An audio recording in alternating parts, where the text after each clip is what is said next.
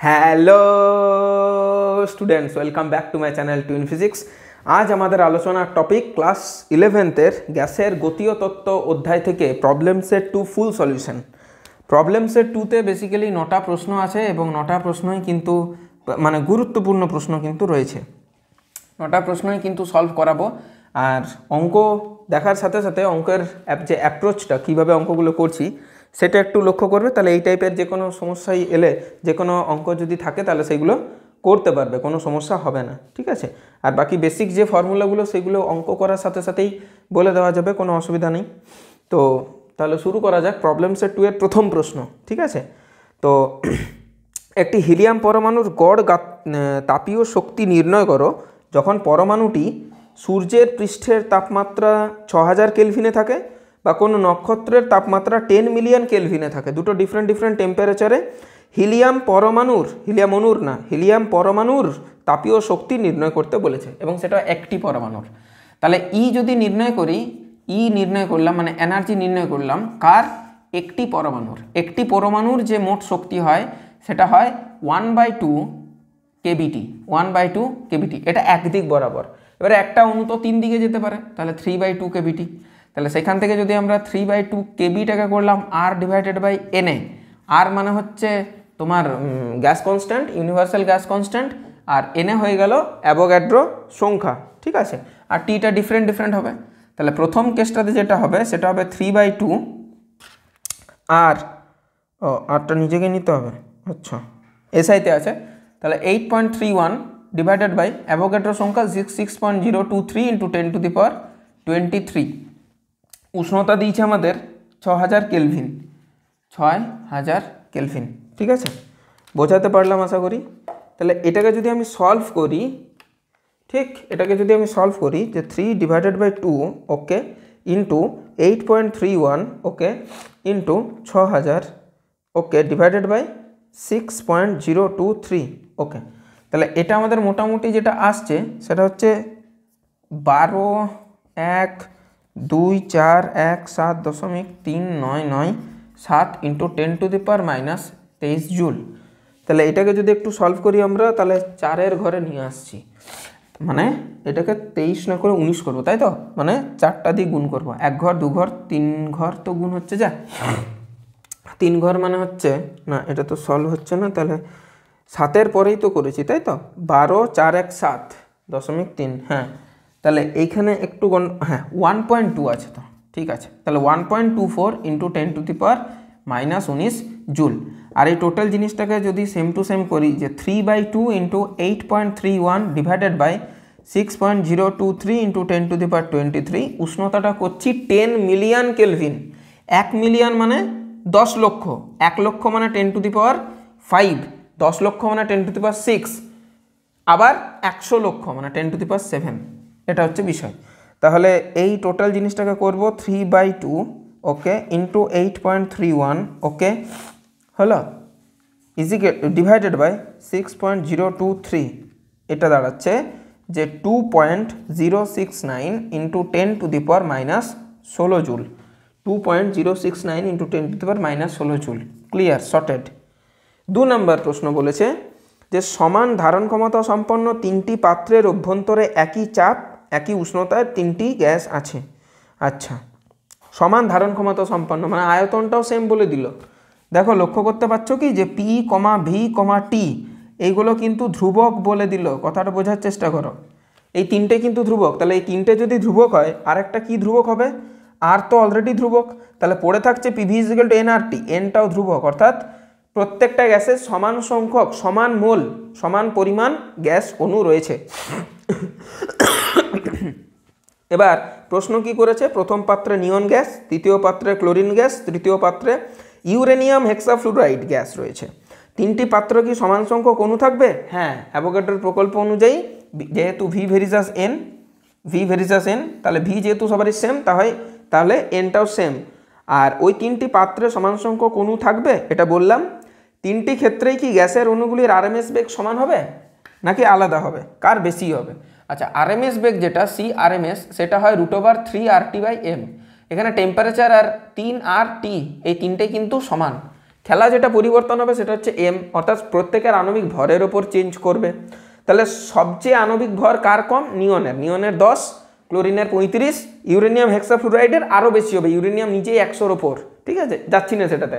তাহলে যার এমটা যত কম তার সিআরএমএস তত বেশি, তার সিআরএমএস তত বেশি। তাহলে এই ক্ষেত্রে কিন্তু নিয়ন এনই এর কিন্তু হবে সিআরএমএস সবচেয়ে বেশি, কারণ এর আণবিক ভরটা সবচেয়ে কম। আশা করি বোঝাতে পারলাম। 3 নম্বর, একটি ব্যারোমিটার নল 1 মিটার লম্বা এবং প্রস্থচ্ছেদের ক্ষেত্রফল 2 সেন্টিমিটার স্কোয়ার। অঙ্কটা ভালো, লক্ষ্য করবে ভালো করে। একটি ব্যারোমিটার নল আছে, এটা হচ্ছে 1 মিটার, মানে হচ্ছে 100 সেন্টিমিটার। ওকে, আর এর যে প্রস্থচ্ছেদের ক্ষেত্রফল এইটা, সেটা বলে দিয়েছে 2 metre square, 2 centimetre square, 2 centimetre square আর প্রস্থচ্ছেদের ক্ষেত্রফল। এখন 100 সেন্টিমিটারের 75 সেন্টিমিটার অবধি, অর্থাৎ 4/4টা যদি ভাগ করি তার 3 ভাগ, মানে 3/4, 4/3 ভাগ পরিমাণ পারদ দ্বারা পরিপূর্ণ। এখানটা কি আছে? পারদ আছে। ক্লিয়ার হলো কথাটা? এখানটা কি আছে? পারদ আছে। ক্লিয়ার হলো, অসুবিধা নেই। এটা পারদ দ্বারা পরিপূর্ণ। ঠিক।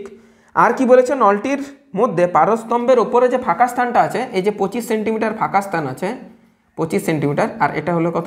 75 সেন্টিমিটার। এই যে 25 সেন্টিমিটার ফাঁকা স্থান আছে, সেখানে আমি কি দিলাম? অক্সিজেন দিলাম, O2। অক্সিজেন দেওয়ার ফলে এর আবার 5 সেন্টিমিটার কমে গেল। এটা কত? 5 সেন্টিমিটার, কারণ অক্সিজেন তো একটা চাপ দেবে পারদের ওপর। বেশ, তাহলে কমে গেল। তাহলে এখন অক্সিজেনের আয়তন কত? অক্সিজেনের আয়তনটা যেটা হচ্ছে, এতটা জুড়ে অক্সিজেন আছে, এতটা বেড়ে গেছে অক্সিজেন এখন। তাহলে অক্সিজেনের আয়তনটা আগে নির্ণয় করি। ফার্স্ট অফ অল O2 এর আয়তন, এটা সর্বপ্রথম নির্ণয় করি। O2 এর আয়তন কত হবে? না 25 আর 5 30 সেন্টিমিটার ওর লেন্থ। ওকে, আর প্রস্থচ্ছেদের ক্ষেত্রফল তো বাবা বলেই দিয়েছে, সেটা হচ্ছে 2। তাহলে 2 সেন্টিমিটার স্কোয়ার হয়ে গেল আমাদের 60 সেন্টিমিটার কিউব। কথাটা ক্লিয়ার হলো? অক্সিজেন গ্যাসের যদি আমি চাপ নির্ণয় করতে বলি, তাহলে সেটা বলেছে যে এই 5 সেন্টিমিটার পারস্তম্ভের চাপের সাথে সমান। দেখো, দেখতেই পাচ্ছ 5 সেন্টিমিটার হ্রাস পেল। তাহলে চাপটা কতটা দিয়েছে? 5 সেন্টিমিটার পারস্তম্ভের তুল্য পরিমাণ চাপ দিয়েছে। তাহলে ওর হবে 5 × 13.6 × 980 ডাইন প্রতি সেন্টিমিটার স্কোয়ার, ডাইন প্রতি সেন্টিমিটার স্কোয়ার। এটা হচ্ছে ওর চাপ। তাহলে অক্সিজেনের চাপ পেলাম, অক্সিজেনের আয়তন পেলাম। নলে প্রবিষ্ট অক্সিজেনের ভর নির্ণয় করো। আচ্ছা, ভর জানতে চেয়েছে। চাপ পেয়েছি, আয়তন পেয়েছি, ভর জানতে চেয়েছে। প্রদত্ত পরীক্ষাগারের স্বাভাবিক তাপমাত্রা হচ্ছে 27 ডিগ্রি সেলসিয়াস, মানে টেম্পারেচার যেটা সেটা হচ্ছে 300 কেলভিন। আর কি বললো? আর বলেছে যে জি এর মান 10 ধরবো। ও আচ্ছা, 10 ধরে নেবো তাহলে, মানে 10 মানে তাহলে 1000 ধরতে হবে এখানে আমাকে, 980 ধরবো না, 1000 ধরে নেবো। আর পারদের ঘনত্ব হচ্ছে এটা, এসআইতে দিয়েছে। ঠিক আছে, আমাদের জানার দরকার নেই, আমি 13.6 ধরেছি, কোনো অসুবিধা নেই। এখন বিষয়টা হচ্ছে, যদি আমাকে বার করতে হয় যে ওর কত, তাহলে আমাকে মূল সংখ্যা বার করতে হবে, নাহলে তো আমরা অক্সিজেনের ভর বার করতে পারবো না। জানতে চেয়েছে কত পরিমাণ অক্সিজেনের ভর এখানে কাজ করছে। তো আপাতত আগে অক্সিজেনের মূল সংখ্যাটা তো বার করি আমি, নাহলে আমি কী করে করতে পারবো।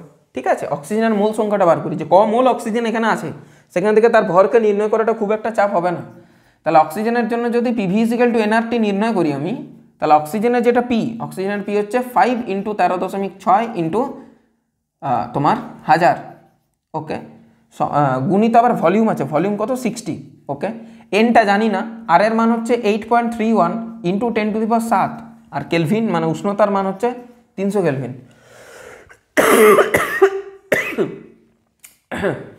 এখানে যদি এনের মান বার করি আমরা, তাহলে কত দাঁড়াবে? 5 × 13.6 × 1000 × 60 হোল ডিভাইডেড বাই 8.31 × 10⁷ × 300। এটা হলো বিষয়। তাহলে এই জিনিসটাকে আমি নির্ণয় করার চেষ্টা করি যে এনের পরিমাণটা কত আসছে। এনের পরিমাণটা কত আসছে? 5 × 13.6 × 1000, okay, × 60, okay, divided by 8.31, okay, divided by 300। Okay, তাহলে এটা আমাদের দাঁড়িয়ে যাচ্ছে 1636.58 × 10⁻⁷ এতগুলো মোল আছে, এত মোল আছে। এটা কিসে এলো? এটা এলো গ্রামে। এটা এলো কিসে? না বলবো না, এটা গ্রামে বলবো না, মানে সিজিএস পদ্ধতিতে এসছে, মানে এত মোল অক্সিজেন এখানে কাজ করছে। তাহলে 1 মোল মানে কত? মানে আমি বলতে চাইছি যে ধরো 32 গ্রাম মানে আমরা বলি 1 মোল অক্সিজেনের জন্য। তাহলে 1 মোল মানে 32 গ্রাম, তাহলে এত মোল মানে কত, এর সাথে যদি আমি 32 গুণ করে দিই, কত নাম্বার এটা, এটা ম্যাচ করবে কি 3-এরটার সাথে, না কোথাও ভুল করছি একটা, এর সাথে যদি আমি 32 গুণ করে দিই, এটা গুণ করে, ঠিক আছে করে তো দেখি, অসুবিধা কোথায়, হয় ভুল হবে, তার চেয়ে বেশি কত হবে, হ্যাঁ না ঠিক আছে কোনো অসুবিধা নেই। তাহলে মোট ভর 1 মোলার ভর হয় 32 গ্রাম, তাহলে এত মোলার ভর হবে এত গুণিত 32 মানে n গুণিত 32, হুইচ উইল বি 0.63 ইন্টু 10⁻⁷ হলো এত গ্রাম। এবার এটাকে যদি আমি করি তাহলে 1 ঘর 2 ঘর 3 ঘর 4 ঘর, 4 ঘর কমিয়ে নিচ্ছি 5.2, আর এখানে 4 ঘর বাড়িয়ে নিচ্ছি মানে +4 করছি মানে -3 গ্রাম। দেখো এটাই উত্তর আছে, কোনো অসুবিধা হওয়ার কথা নয়। নেক্সট, কোনো নির্দিষ্ট ভরের গ্যাসের অণুগুলির গড় বর্গবেগের মান 6.8 into 10⁴ metre square per second square. এখানে একটু ভুল দিয়েছে, গড় বর্গবেগের মান, অণুগুলির গড় বর্গবেগের মান, ও মানে আরএমএস ভ্যালোসিটিটা দিয়েছে, তো গড় বর্গবেগের মান metre square per centimetre square কী করে, মিটার পার সেকেন্ড হবে, মিটার পার সেকেন্ড হবে, metre square plus per second square দিয়েছে, ও মানে এটা রুট নিতে হবে নাকি, এই কেলেঙ্কারিগুলো করা বলেই তো। গড় বর্গবেগের মান, বর্গবেগের বর্গমূল নেয়নি আবার,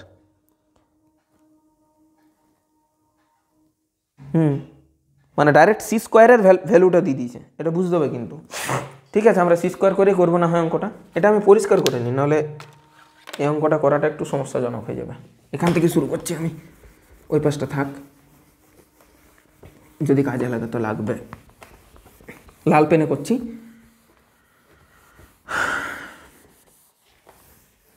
দেখো 4 নম্বর প্রশ্ন,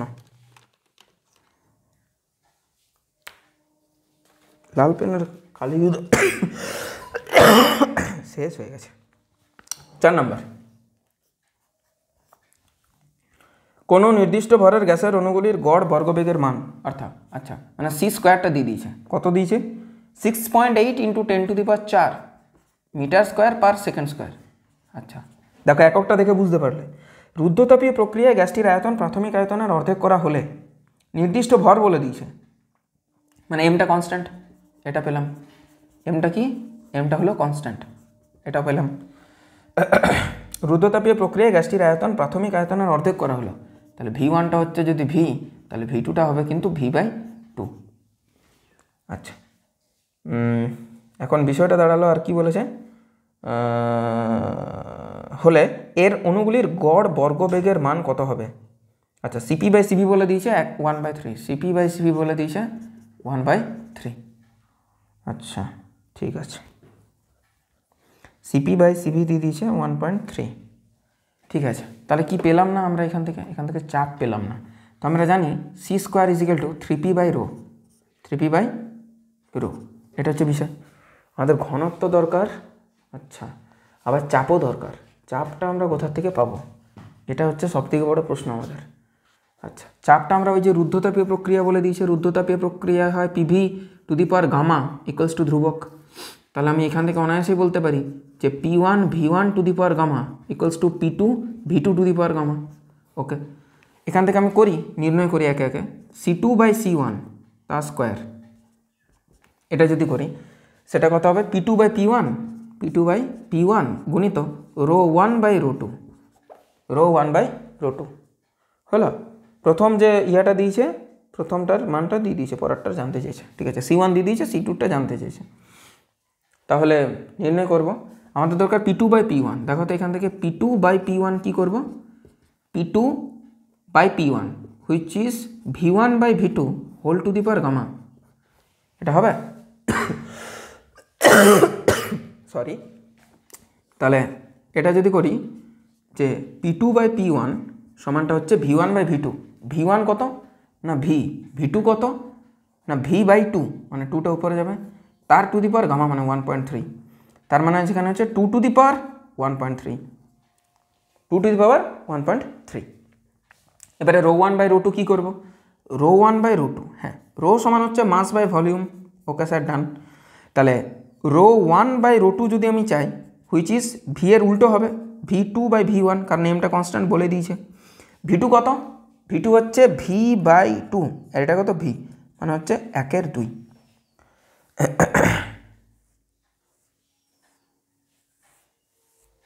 এইটা যদি এখানটায় বসাই আমি, তাহলে C2 স্কোয়ার জানি না তার মান কত, ডিভাইডেড বাই C1 স্কোয়ার তার মান জানি, পরে বসাচ্ছি। P2 বাই P1 কত পেলাম? 2 টু দি পাওয়ার 1/3, ওকে, গুণিত রো 1 বাই রো 2 কত পেলাম? 1/2। তাহলে আমি বলতেই পারি যে 2 টু দি পাওয়ার 1/3 মাইনাস 1, ঘাতের অঙ্ক, হুইচ ইজ 0.3। তাহলে C2 মাথায় স্কোয়ার ইজ C1 তার স্কোয়ার গুণিত 2 টু দি পাওয়ার 0.3, এটা হচ্ছে বিষয়। C1 তার স্কোয়ার যদি আমি করি, C1 মানে দেখো দিয়েছে, ও C1 স্কোয়ারের মানটাই দিয়ে দিয়েছে, ও আচ্ছা 6.8 into 10 to the power 4, 6.8 into 10 to the power 4 into 10 to the power 4, তার সাথে 2 টু দি পাওয়ার 0.3, তাহলে 2 two the power 0.3, okay, into 6.8, ওকে, সেটা কত এলো? 8.37 into 10 to the power 4, square ফরম্যাটে বার করতে বলেছে আমাকে, ইয়েটা বার করতে বলেনি। তাহলে 8.4 ইন্টু 10 টু দি পাওয়ার 4, হ্যাঁ ঠিক আছে, দারুণ অঙ্ক। এই অঙ্কটা মানে এতক্ষণ পর্যন্ত যা যা অঙ্ক করলাম সব থেকে মারাত্মক অঙ্ক, সবচেয়ে ভালো অঙ্ক অ্যাজ ওয়েল অ্যাজ। ক্লিয়ার হলো কথাটা? কোনো সমস্যা হয়নি আশা করি। অঙ্কগুলো বড়, আর কিছুই না। রুদ্রতাপীয় প্রক্রিয়া পড়েছো, সমস্ত কিছুই পড়েছো, কোনো অসুবিধা হওয়ার কথা নয়। এবার যদি মনে না রাখতে পারো, সেটা নিজের একটা ম্যান টু ম্যান ভ্যারি করছে বা নিজের একটা সমস্যা, সেখানে তো টিচার কিছু করতে পারবে না। মনে রাখার একটাই উপায়, সেটা হচ্ছে বেশি বেশি প্র্যাকটিস, ঠিক আছে, পারফেক্ট প্র্যাকটিস করতে হবে। 5 নম্বর দেখো, একটি আদর্শ গ্যাসের অণুগুলির গড় গতিশক্তি এটা। আচ্ছা, একটি আদর্শ গ্যাস আছে, তার প্রত্যেকটি অণুর কিন্তু হচ্ছে গড় গতিশক্তি E is equal to 2.07 into 10 to the power -23T, একটা টি গুণ আছে এর সাথে, জুল প্রতি মোল গড় গতিশক্তি, এত জুল প্রতি মোল, শক্তিটা তো জুলে আসার কথা, এখানে দিয়ে দিয়েছে জুল প্রতি মোল, মানে প্রতি মোলে এত শক্তি নাকি, এত জুল প্রতি মোল। আচ্ছা, প্রতি মোলে জানতে চেয়েছে, মানে প্রতি মোলে করে দিয়েছে। আচ্ছা, নেক্সট কি বলেছে, যেখানে টি হলো গ্যাসটির তাপমাত্রা, এসটিপিতে 1 লিটার গ্যাসে দেখো আয়তন দিয়ে দিয়েছে 1 লিটার, 1 লিটার মানে হচ্ছে 1000 সেন্টিমিটার কিউব, এটা হচ্ছে বিষয়। অণু সংখ্যা নির্ণয় করো, মানে কতগুলি অণু আছে। আচ্ছা, একটা জিনিস দেখো, 1 মোল গ্যাসের কি জানি আমরা, 1 মোল গ্যাসের গড় গতিশক্তি, 1 মোল গ্যাসের গড় গতিশক্তি কত হয় আমরা জানি, 1 মোল যদি হয় সেটা হবে 3/2 RT, এটা আমরা জানি 1 পরমাণু গ্যাসের জন্য। তাহলে এটা যদি আমি করি যে 3/2 RT না নিয়ে 3/2 PV নিলাম, এটাও ঠিক কথা। আর এই যে ই নিয়েছি না, এই ইটা কিন্তু হচ্ছে আমাদের ½ mc² সমান হচ্ছে এই জিনিসটা, এই ইটা। কেন বললাম এটা? বললাম কারণ এখানে এমটা কি, এমটা হচ্ছে প্রতিটি অণুর ভর, প্রতিটি অণুর ভর। তাহলে একটি অণুর ভর এত, এখানে যদিও 1 মোল জানতে চেয়েছে, তাহলে 1 মোল অণুর যে ভর সেটা কিন্তু ক্যাপিটাল এম হওয়ার কথা, তাহলে ক্যাপিটাল এম নিয়ে নেব। হ্যাঁ, তাহলে ক্যাপিটাল এম নিয়ে নিলেই হয়, বা বলা ভালো এটা যদি আমি নিয়েই ফেলেছি তাহলে এটা এনে করে দেবো, অসুবিধা নেই। 1 মোলের মধ্যে অ্যাভোগাড্রো সংখ্যক অণু থাকে। ক্লিয়ার হলো ওভারঅল সমস্ত কিছু, কোনো সমস্যা নেই। দেখো ভি আমাদের দিয়ে দিয়েছে, আর কি দিয়েছে, এসটিপি যেহেতু বলেছে তাই পিটাও দিয়ে দিয়েছে, ধরো পিটাও দিয়ে দিয়েছে। পিটা হচ্ছে কত, 76 সেন্টিমিটার পারস্তম্ভের চাপ, তাহলে 76 ইন্টু 13.6 ইন্টু 980, এটা কত হবে, ডাইন প্রতি সেমি স্কোয়ার। এত দূর অবধি শর্টেড, কোনো সমস্যা নেই। অণুগুলির মধ্যে গড় ব্যবধান বা কত, গড় ব্যবধানই বা কত, ও আচ্ছা, গড় ব্যবধানও নির্ণয় করতে বলেছে। আবার বায়ুমণ্ডলীয় চাপটা দেখো দিয়ে দিয়েছে এসআই পদ্ধতিতে নির্ণয় করাটাই বেটার, বুঝতে পারলে তো। দিয়ে দিয়েছে চাপটা দিয়ে দিয়েছে P equal to 1.013 into 10 to the power 5, এত হচ্ছে কি তোমার পাস্কাল বা নিউটন পার মিটার স্কোয়ার, এটা দিয়ে দিয়েছে। ঠিক আছে, এক বায়ুমণ্ডলীয় চাপ 1.01 পর্যন্ত আর 10 টু দি পাওয়ার 5 নিউটন প্রতি মিটার স্কোয়ার। আর এইটাকে যদি আমি করি এটা হবে 1/1000, মানে এক কাজ করে এটাকেও এসআইতে করে নাও, 10⁻³ মিটার কিউব।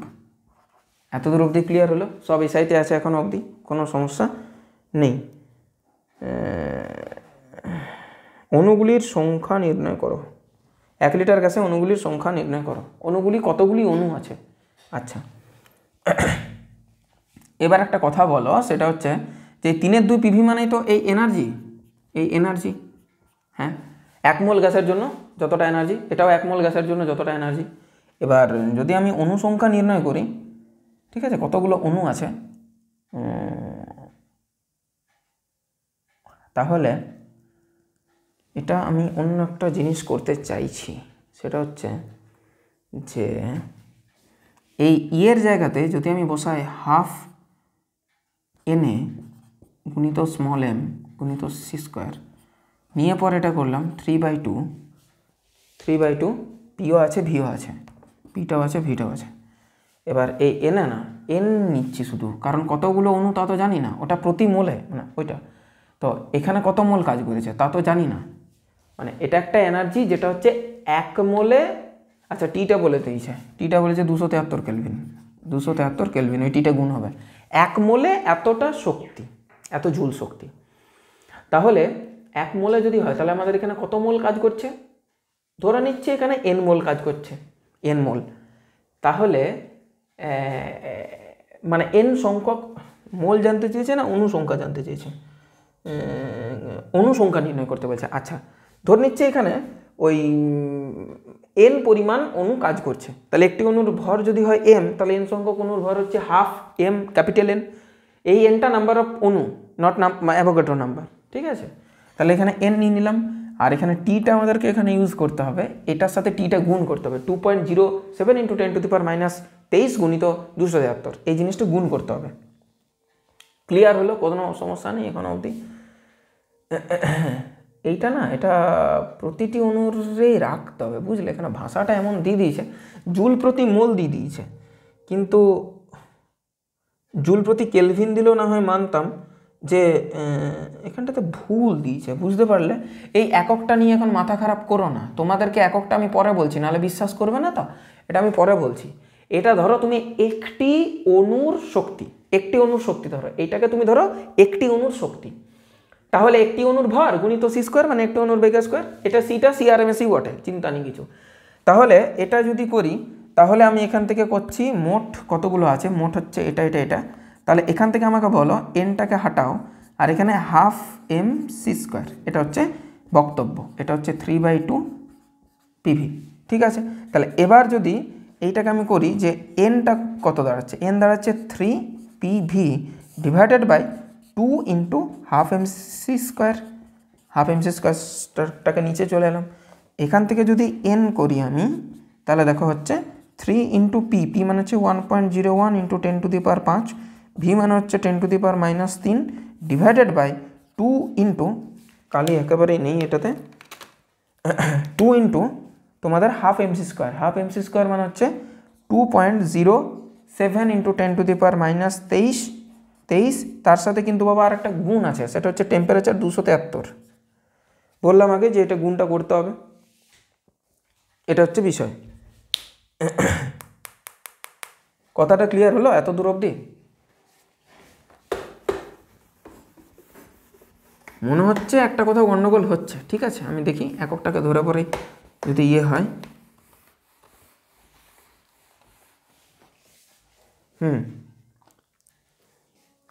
আমার মনে হচ্ছে এখানে যে এনার্জিটা আছে না, এই এনার্জিটা তো জুল প্রতি মোল, মানে 1 মোলে এটা, 1 মোলের এটা, তাহলে একটি অণুর কত?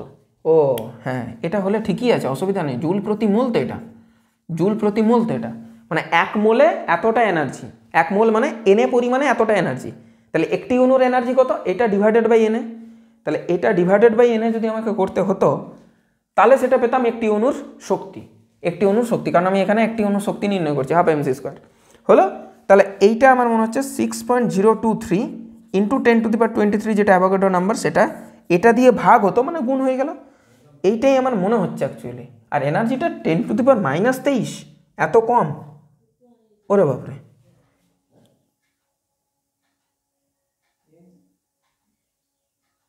সেটাই তো বিষয়।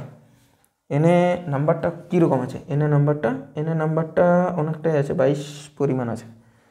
তাহলে এটা মনে হচ্ছে হবে না নাকি? ঠিক আছে, করে দেখি, এটাকে বাদ দিয়ে একবার করে দেখি, তারপর দেখি কত আসছে।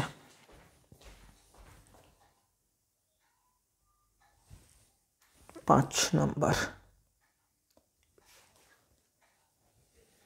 3PV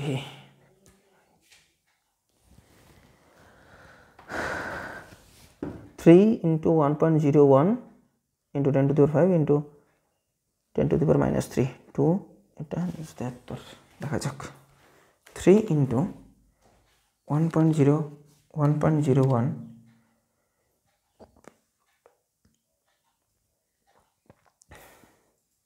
এটাকে বাদ দিচ্ছি এখন। তাহলে এটা জুলই লিখতে পারতো, এত জুল প্রতি একটি অণু, তাহলে আর মোল লিখার দরকার কি? দেখছি যদি ম্যাচ করছে তাহলে ভুল আছে, কোনো অসুবিধা নেই। ঠিক আছে, দেখো লক্ষ্য করা যাক। কারেন্টটা চলে গেল, আশা করছি কোনো অসুবিধা হচ্ছে না। হ্যাঁ দেখো, এটা দেখো এনটা যেটা হবে সেটা হচ্ছে 3.01। এটা আচ্ছা 10-এর একটা গল্প করি। 10 to the power 5 থেকে 10 to the power 3 বিয়োগ দিলে 10 to the power 2, 10 to the power 2 আর এটা যদি বাদ দিই, না বাদ কেন দেবো, এটা তো উপরে যাবে, তাহলে 10 to the power 25 হবে, এটা উপরে চলে গেলে। তাহলে পড়তে হচ্ছে 3 into 1.01 আর কেউ নেই, হলো divided by 2, okay, divided by 2.07, okay, divided by 273, okay. এটা যেটা আসছে সেটা হয়ে গেল তোমার 2.68 into 10 to the power minus 3 into 10 to the power 25। তাহলে অনুসংখ্যা চলে এলো 2.68 into 10 to the power 22, 2.68 into 10 to the power 22, 2.68 into 10 to the power 22। হ্যাঁ, তার মানে ওই যে প্রশ্নটা ছিল, ওই প্রশ্নটাতে আবারও একটা ভুল, ওইখানে কিন্তু কোনো মানে প্রতি মোলের কিন্তু উষ্ণতা নির্ণয় করার দরকার নেই। ঠিক আছে, বোঝাতে পারলাম আশা করি, হলো।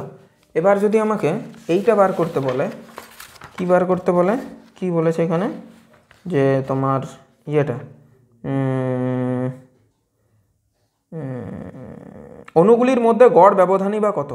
আচ্ছা, অণুগুলির মধ্যে গড় ব্যবধান, তাহলে অণুগুলির মধ্যে যেটা গড় ব্যবধান হবে সেই জিনিসটা যদি আমাকে নির্ণয় করতে বলে, 1 লিটার গ্যাসে অণুগুলির সংখ্যা হচ্ছে এত, অণুগুলির মধ্যে ব্যবধান কত হবে? আচ্ছা, তাহলে এই যে জিনিসটা অণুগুলির মধ্যে গড় ব্যবধান মানে হচ্ছে মিন ফ্রি পাথ, কতটা ব্যবধান, তাহলে সেটা আমরা ব্যাস থেকে পাবো আর এটা থেকে পাবো, ভলিউমটা দিয়ে দিয়েছে, এটা পেয়ে যাবো, নাম্বার অফ এটা স্মল এনটা পাওয়া যাবে, কোনো অসুবিধা নেই। আচ্ছা, এইটা এই যে সেকেন্ড পার্ট, এটা করাটা যাবে, অসুবিধা নেই। এই সেকেন্ড পার্টটা আমি তোমাদের হোমওয়ার্ক দিচ্ছি, ঠিক আছে, হোমওয়ার্ক দিচ্ছি, ঠিক, হোমওয়ার্ক দিচ্ছি। যদি না পারো তাহলে বলবে, তাহলে সেই জিনিসটা আমি শর্টসের মাধ্যমে বুঝিয়ে দেবো, কোনো অসুবিধা নেই। ঠিক আছে, 6 নম্বরের প্রশ্নটাতে কামব্যাক করি। আমাদের কারেন্ট কামব্যাক করে গেছে, আমরা 6 নম্বরের প্রশ্নটাতে কামব্যাক করি। দেখো 6 নম্বরের প্রশ্নটা কি বলেছে? 6 নম্বর, একটি পাত্রে T1 উষ্ণতায়, T1 কেলভিন তাপমাত্রায় 830 mm পারস্তম্ভে চাপে কিছু পরিমাণ গ্যাস ও কয়েক ফোঁটা জল রয়েছে। পাত্রের তাপমাত্রা এত কমানো হলো উল্লেখিত দুই তাপমাত্রায় জলের সম্পৃক্ত বাষ্পচাপ যথাক্রমে 30 মিলিমিটার ও 25 মিলিমিটার পারস্তম্ভের চাপের সমান। পাত্রের চূড়ান্ত চাপ কত হবে তা নির্ণয় করো। আচ্ছা, ঠিক আছে, তাহলে এখানে আমাদের যে চাপের সূত্র যেটা, অর্থাৎ চাপের সাথে উষ্ণতার যে সম্পর্ক, সেই জিনিসটা কিন্তু আমাদের এখানে ইউজ হবে। যেমন T1 তাপমাত্রায় বায়ুর যে চাপ, সেই জিনিসটা দেখো দিয়েছে, সেটা হবে 830 mm থেকে প্রথম তাপমাত্রাতে যে বাষ্পচাপ, সম্পৃক্ত বাষ্পচাপ, সেটাকে করতে হবে বিয়োগ। কেন বিয়োগ করব? কারণ এই তাপমাত্রায় এই পারস্তম্ভে কিছু পরিমাণ জলীয় বাষ্পও তো আছে, তাহলে সেই জলীয় বাষ্পের চাপটা পারদের চাপ থেকে বিয়োগ করতে হবে, তবেই তো তুমি এখানে চূড়ান্ত চাপটা পাবে। তাহলে সেটা বিয়োগ করে তোমার 800 mm হবে। তাহলে T1 হলো তোমার প্রাথমিক তাপমাত্রা, আর তোমার P1 যেটা, সেটা হচ্ছে 800 মিলিমিটার। তেমনি একই রকমভাবে T2 সেটা কিন্তু কি বলছে, এখানে বলছে 1% কমানো হলো, তাহলে T1 - T1 এর 1% কমিয়ে যেটা হলো সেটা, আর P2 এখান থেকে নির্ণয় করব। P2 এখান থেকে যেটা নির্ণয় করব সেটাই আমাদের হয়ে যাবে পারস্তম্ভের চাপ। এবার সেখান থেকে 25কে কী করব, আমি যোগ করব, সেটাই হবে কিন্তু আমাদের চূড়ান্ত চাপ। ঠিক আছে, তাহলে এইভাবে অ্যাপ্রোচটা কিন্তু থাকবে। তাহলে আমরা জানি P1 মানে পিভি ইকুয়ালস টু এনআরটি, তাহলে পি ভেরিজাস টি মানে P1/T1 is equal to P2/T2, এটা বিষয়। তাহলে এখান থেকে যদি আমি P1 নির্ণয় করি, P1টা কত হবে, মানে ডিরেক্ট করে নিচ্ছে, কাজ করছি, ডিরেক্ট করছি।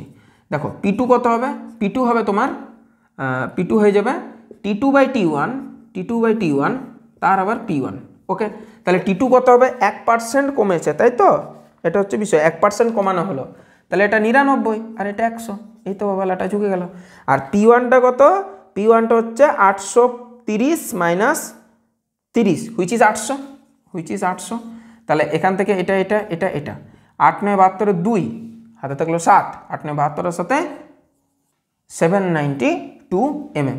এবার বিষয়টা হচ্ছে যে সেখানে জলীয় বাষ্পের ইয়াটা কত, চাপটা কত, সেটাকে যোগ করব 25। তাহলে চূড়ান্ত চাপটা কত হবে, চূড়ান্ত চাপ এটার সাথে যোগ করব 792 যুক্ত 25 হুইচ ইজ 7 817 mm পারস্তম্ভের চাপ। ক্লিয়ার হয়েছে, কোনো অসুবিধা নেই। কত নাম্বার, 6 কমপ্লিট হলো। এবার 7 নাম্বারের অঙ্কটা কি বলেছে, 7 নম্বরের অঙ্কটা বলেছে একটি পাত্রে 300 কেলভিন উষ্ণতায় স্থির উষ্ণতায় 1.6 গ্রাম অক্সিজেন আর 2.8 গ্রাম নাইট্রোজেন গ্যাস মিশ্রিত আছে। পাত্রের আয়তন এত হলে মিশ্রণের চাপ নির্ণয় করো। আচ্ছা, মিশ্রণের চাপ নির্ণয় করতে বলেছে। আচ্ছা, তাহলে মিশ্রণের চাপ ইন্ডিভিজুয়ালি দুটো চাপ নির্ণয় করব। তাপমাত্রাটা সেম আছে, অসুবিধা কিছু নেই। তাহলে তোমার 1.6 গ্রাম অক্সিজেন আর 2.8 গ্রাম নাইট্রোজেন গ্যাস আছে। আচ্ছা, এটা সেই অনেকটা ইয়ের মতন হয়ে গেল না, ওই তোমার হয়ে গেল, এটা একটা এমসিকিউতে একটা প্রশ্ন ছিল, ওইটাতে ঘনত্ব নির্ণয় করতে বলেছিল, যদিও একটু আলাদা, ডিফারেন্ট। তাহলে মিশ্রণের চাপ যেটা আমরা নির্ণয় করব সেটা হচ্ছে পাত্রে অবস্থিত অক্সিজেন গ্যাসের আংশিক চাপ আর পাত্রের মধ্যস্থিত N2 গ্যাসের আংশিক চাপ, দুটো চাপ ইন্ডিভিজুয়ালি নির্ণয় করব। তাহলে মানে পিভি ইজিক্যাল টু এনআরটি যেটা জানি সেই সূত্রটা আমরা এখানে কার্যকরী করব, তাহলেই হয়ে গেল। তো আবার কি সমস্যা কোথায়? তাহলে P1 প্লাস P2 করে নেব। P1টা কী হবে, n R T divided by V1 plus n R T divided by V2, এটা তো ব্যাপার। এনগুলোও ডিফারেন্ট হবে, ভলিউমগুলোই সেম বরং, নাকি কি বলেছে, পাত্রের আয়তন সেম, হ্যাঁ আয়তনটা দুটোরই সেম। N1 আর N2তে খেলা চেঞ্জ করবে। N1টা কত হবে, 1.6 ডিভাইডেড বাই 32, ওকে, যুক্ত N2টা কত হবে 2.8 ডিভাইডেড বাই 14 দুগুণে 28। এটা বাকি বাইরে কে থাকছে, আরটা কি হয়ে যাবে, এসআই পদ্ধতিতে নিচ্ছি 8.31। আচ্ছা, টিটা কী হবে 300 কেলভিন, ওকে, ডিভাইডেড বাই ভলিউমটা কী হবে, ভলিউমটা হয়ে যাবে 0.166 এর তো বাবা, সরি, এটা যদি তুলি এখানে চলে এলো 16 দুগুণে 32 20, এটা যদি তুলি এখানে চলে এলো 28 10, মানে 1 এর 20 প্লাস 1 এর 10 কত হয়, সেটা হয়ে যায় তোমার 20 লসাগুনি নিলে এখানে 1 এখানে 2 মানে 3 এর 20 ইন্টু বাকি টোটাল জিনিসটা 8.31 ইন্টু 300 ডিভাইডেড বাই 0.166। এটা কেটে দিলাম, 2 দিয়ে কাটলে এখানে 15, বাকি টোটাল জিনিসটাকে ক্যালকুলেট করতে হবে।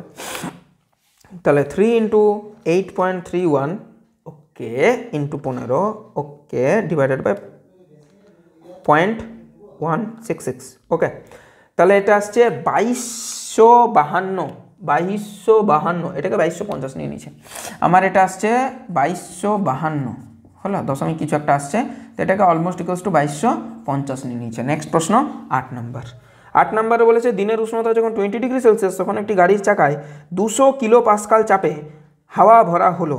দিনের উষ্ণতা বেড়ে 40 ডিগ্রি সেলসিয়াস হলে গাড়ির চাকার টিউবটি আয়তনে 20% বৃদ্ধি পায়। এই তাপমাত্রায় চাকার টিউবে বায়ুর চাপ নির্ণয় করো। আচ্ছা, তাহলে এই যে চাকার যে গল্পটা, এটা যেহেতু খুব চটপট ঘটে, তাহলে এটা কিন্তু একটা রুদ্ধতাপীয় প্রসেস, কথাটা মাথায় ঢুকলো। তাহলে এটা একটা রুদ্ধতাপীয় প্রসেস যেহেতু এখানে বলেনি, তাই কিন্তু আমরা রুদ্ধতাপীয় প্রসেস কিন্তু নেব না। আদর্শ গ্যাসের সমীকরণ লাগিয়ে নিলেই তো হয়, PV/T = কনস্ট্যান্ট, আদর্শ গ্যাসের যেটা সমীকরণ, অসুবিধা তো কিছু নেই। আয়তনেরও একটা গল্প দিয়ে দিয়েছে যে আগের থেকে কী হয়েছে না 2% বৃদ্ধি পেয়েছে, আয়তনটা বেড়েছে, ঠিক আছে। উষ্ণতা প্রথমে 20, পরে 40, তাহলে T1 T2 দিল, P1 P2 বার করবো, V1 V2, হ্যাঁ সবই দেওয়া আছে, কোনো অসুবিধা নেই। আদর্শ গ্যাসের সমীকরণ লাগিয়ে দাও আদর্শ গ্যাসের সমীকরণ, কোনো অসুবিধা নেই। PV/T সমান ধ্রুবক, এটা হচ্ছে আদর্শ গ্যাসের সমীকরণ, ঠিক। তাহলে সেখান থেকে আমরা করব P1 V1/T1 is equal two P2 V2/T2, এই তো বাবা ব্যাপার। এখন আমাকে জানতে চেয়েছে যে ওর প্রেশারটা কী হবে, মানে P2 কী হবে। P2 হবে P1 V1T2/T1 V2, এই তো বাবা, লেটা চুকে গেল। চলো নির্ণয় করি। এই লাল কালিটা খুব সুন্দর মুছে যায়, অসুবিধা কিছু করে না, সেই জন্য লাল কালিটাতে লিখতেও মন যায়। দেখো কী কী বলেছে, দিনের উষ্ণতা যখন 20 ডিগ্রি সেলসিয়াস, তাহলে P2 ইজিক্যাল টু যেটা দাঁড়াচ্ছে, প্রথমেরটা হচ্ছে 20 ডিগ্রি সেলসিয়াস, পরেরটা হচ্ছে 40 ডিগ্রি সেলসিয়াস। 20 ডিগ্রি সেলসিয়াস মানে 273, 283, 293, তাহলে প্রাথমিক উষ্ণতা 293, অন্তিম উষ্ণতা 40, মানে আরও 273-এর সাথে প্রথমে 20 যোগ হয়ে গেল 293, আর পরেরটা হচ্ছে 273-এর সাথে 40 যোগ, তাহলে হয়ে গেল 7 4 11 হাতে থাকলে 1, 313, 313, হ্যাঁ। তাহলে এটা কি, এটা হচ্ছে T1, এটা কি, এটা হচ্ছে T2, তাহলে T2/T1 মানে 313/293, ওকে। একটা লেখা চুকলো, টি এর ব্যাপারটা চুকলো।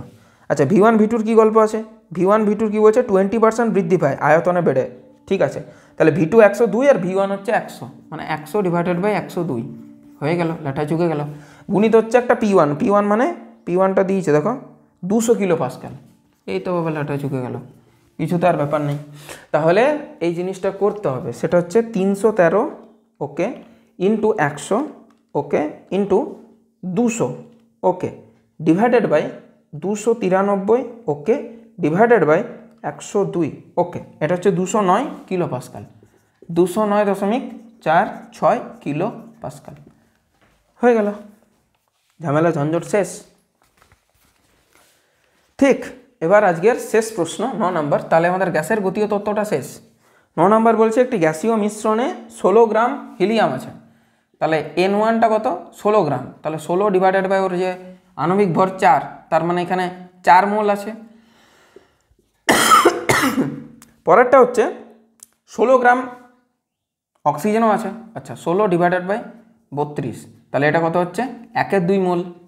আচ্ছা N1 ইন্টু পেয়ে গেলাম, CP/CV এর অনুপাত নির্ণয় করো, CP ডিভাইডেড বাই CV, এটা কত হয়, এটা হয় N1 CP1 plus N2 CP2 divided by N1 CV1 plus N2 CV2, এটা হয় সূত্র, ঠিক। বোঝাতে পারলাম, কোনো সমস্যা নেই।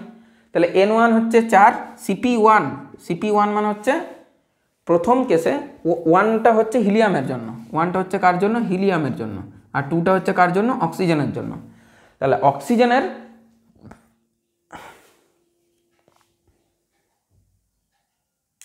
হিলিয়ামের সিপি কত, হিলিয়াম একটা মোনোঅ্যাটমিক, তাহলে মোনোঅ্যাটমিকের সিপি, ঠিক আছে, মোনোঅ্যাটমিকের সিপি হয় তোমার 5/2R, ঠিক আছে। তো 5/2 লিখছি, আরটা তো কেটে যাবে, N2 হচ্ছে হাফ, ইন্টু এটা একটা ডাইঅ্যাটমিক মানে দ্বিপারমাণবিক বা দ্বিপরমাণুক, ঠিক আছে, মানে দুটো পরমাণু নিয়ে একটা অণু গঠিত হয়। এটা হচ্ছে 5/7, তোমার 7/2, তাহলে এটা হয়ে গেল 7/2 ডিভাইডেড বাই N1টা আবার বলবো 4, এটা কত হবে 3/2, আর এটা করব হাফ, এটা করব 5/2, ক্লিয়ার হয়ে গেল। তাহলে এই টোটাল জিনিসটাকে যদি সলভ আউট করি তাহলে কি দাঁড়াচ্ছে, 4 লসাগু নিই না, 4 লসাগু নিলে এখানে 2 দিয়ে গুণ হবে, তাহলে 5 4 20, 20 আর 2 22, যুক্ত এখানে হচ্ছে 7, এখানে যদি 4 লসাগু নিই, 4 3 12, 2 12 2 24, প্লাস এখানে হচ্ছে 5, তাহলে 29 ডিভাইডেড বাই তোমার 29, যা বাবা, তো 1 চলে এলো, CP/CVটা 1 আছে, 1.62 আছে, তাহলে কোথায় গণ্ডগোল করলাম, AIEEE 2005 এখানে এসছে। N1 CP1 plus N2 CP2, হ্যাঁ ওপরে সিপির ফর্মুলাটা হবে CP1 5/2, আর n1 cp1 plus n2 cp2 divided by n1 cp1 plus n2 cp2, তাহলে 4 গুণিত 5-এর 2 প্লাস হাফ গুণিত 7-এর 2 ডিভাইডেড বাই 4 গুণিত 3-এর 2 যুক্ত হাফ গুণিত 5-এর 2।